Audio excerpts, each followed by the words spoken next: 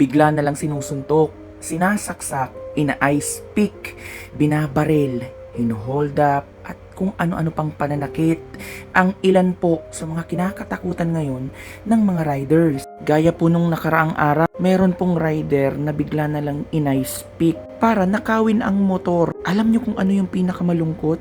Solo parent na po yung pinatay at meron po siyang anak na may special needs pa. Nung isinilang yung anak ni kuya, namatay din po agad yung mama niya. Solo parent na lang siya, pinatay pa. Ang sabi nitong suspect na ito, nabigla lang po ako. Hindi ko po sinasadya.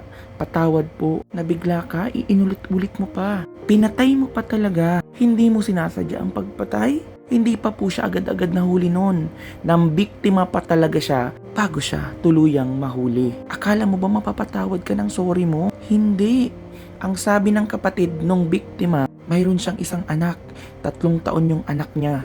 Hindi po namin siya mapapatawad. Naghahanap buhay lang po yung kapatid ko. Bakit ganoon yung ginawa niya?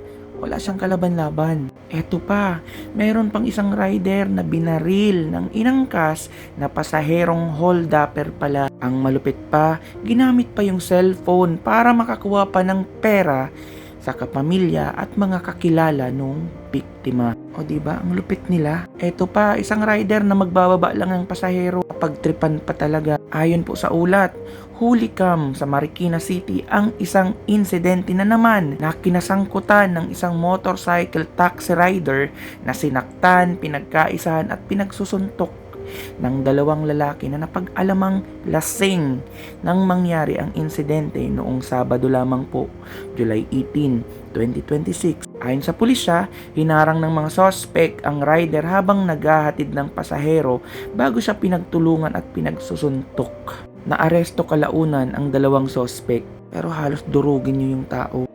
Nakakagigil kayo. Bababa lang ng pasahero. Sigaw ng sigaw dito guys yung babae kasi wala naman daw sinabi yung rider. Na-try niyang pigilan yung mga tao. Mga lasing nga ni. Tapos nag-try po ako mag-book. Sabi ng rider, "Boss, legit ba to?" Nag-respond ako na opo. Tapos nung nakasakay na ako, medyo malungkot si kuya. Tatakot daw siya, tapos tingin siya sa side mirror. Naintindihan ko naman. Pero habang pinapakinggan ko yung boses niya, parang nafe-feel ko na naluluha or naluha na nga siya. Kahit papano, nagbigay na lang ako ng dagdag bayad sa kanya. Sobrang daming mga rider ang kinakabahan. Kaya yung iba naglalagay ng sulat. Parang ganito, kung kukunin mo, ibibigay ko naman pera, cellphone, pati sasakyan. Pero wag mo sana akong sasaktan. Di naman ako manlalaban dahil may pamilya rin akong uuwian. Kunin nyo na ang lahat sa akin, wag lang ang aking buhay. Hinihintay po ako ng mga anak kong umuwi ng ligtas. Eto pa po yung isa, buntis po ang asawa ko. Wag nyo po sana akong saktan. Diba, nakakalungkot. Dapat hindi na sana umaabot sa ganito. Bakit parang wala ng takot ang mga tao? Samantala po, ito po yung latest na aksyon ng gobyerno. Maliban sa ini-encourage po sila na tumawag gamit ang 911 kung may kapahamakan daw, nagsusulong po ang One Rider Party List sa Kongreso ng mga batas at pulisiya upang protektahan ang mga rider mula sa iba't ibang panganib sa kalsada at kriminalidad. Bakit ngayon lang? Dapat noon pa to. Dapat proactive ang gobyerno. Narito ang kanilang mga pangunahing ginagawa. Seguridad laban sa krimen.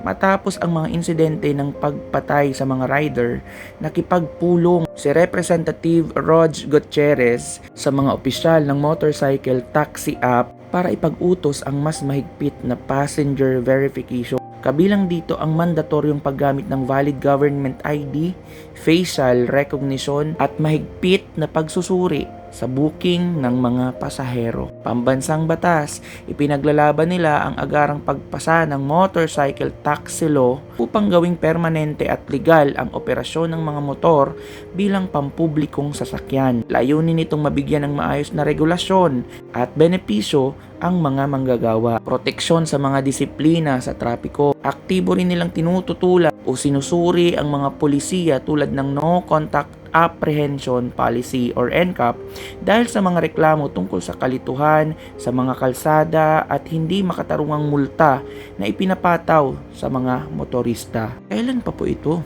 Sana mas mabilis na. At kung mabilis na ito, sana bilisan pa.